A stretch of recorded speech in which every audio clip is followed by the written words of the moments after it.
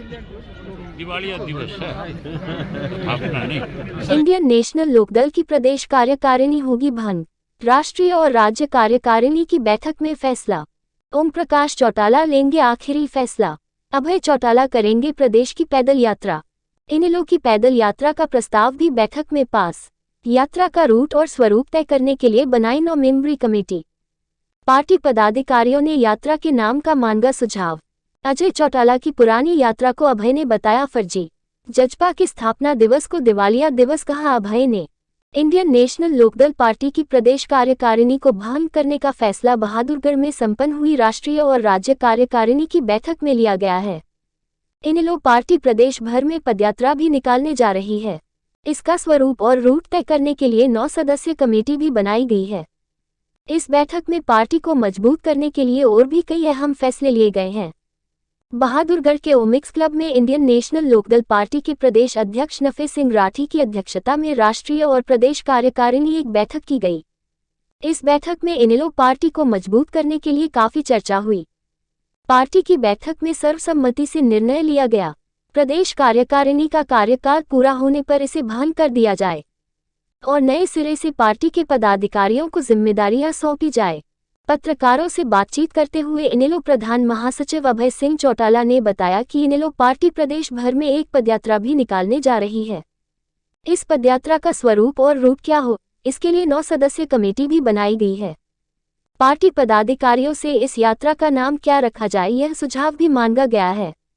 अभय सिंह चौटाला ने इनेलो की पिछली यात्रा जो अजय चौटाला के नेतृत्व में निकाली गई थी, उसे भी फर्जी करार दिया गया क्योंकि इस यात्रा से इनेलो को नुकसान हुआ। इतना ही नहीं, जननायक जनता पार्टी भिवानी में जो अपना स्थापना दिवस मनाने जा रही है, उसे लेकर भी अभय सिंह चौटाला ने निशाना साधा। अभय चौटाला ने जेजेपी की स्थापना दिवस को दिवालिया दिवस तक कह डाला।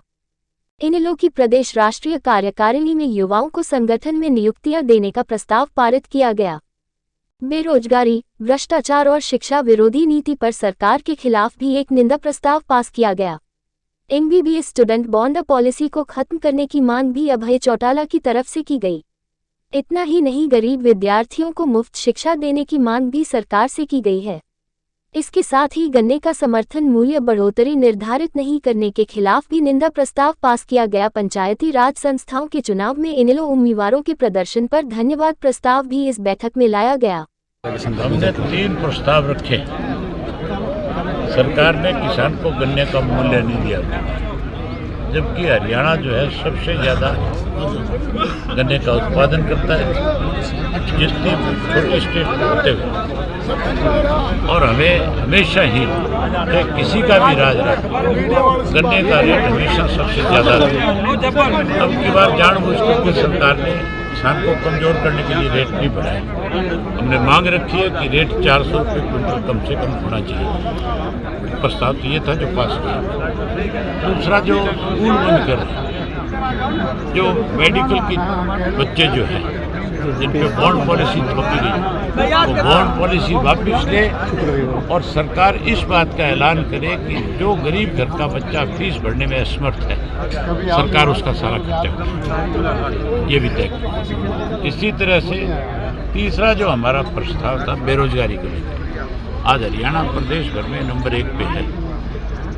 प्रदेश के पढ़े लिखे बेरोजगार युवक को या तो बेरोजगारी भत्ता प्रदान करें 15,000 रुपये, और अगर नहीं देते तो उसको रोजगार दे, नौकरी। जेजेपी का राज्य कार्यकारिणी को भंग करने का प्रस्ताव है, क्या रीजन है? ये हमारी 3 साल से राज्य कार्यकारिणी बड़ी थी और अब बहुत सारे लोग ऐसे हैं जो हमारे युवा साथी जो थे, वो अपनी युवा की जिम्मेवारी को निभा करके आज 35 वर्ष से बड़ी उम्र में आ गए।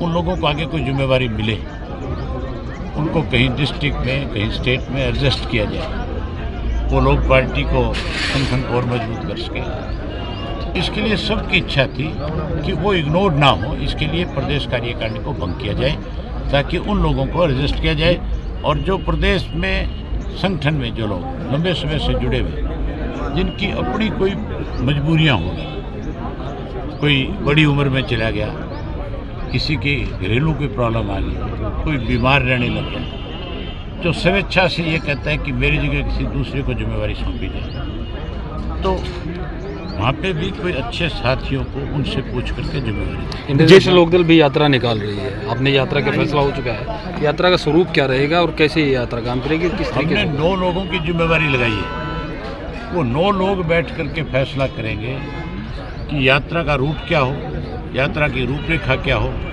लोगों में क्या मैसेज आएगी उस यात्रा के माध्यम से, वो तय करेंगे। पैदल यात्रा होगी सर। जेजेपी का स्थापना दिवस भिवानी में मनाया जा रहा है, क्या कुछ कहेंगे सर? दिवालिया दिवस है, अपना नहीं।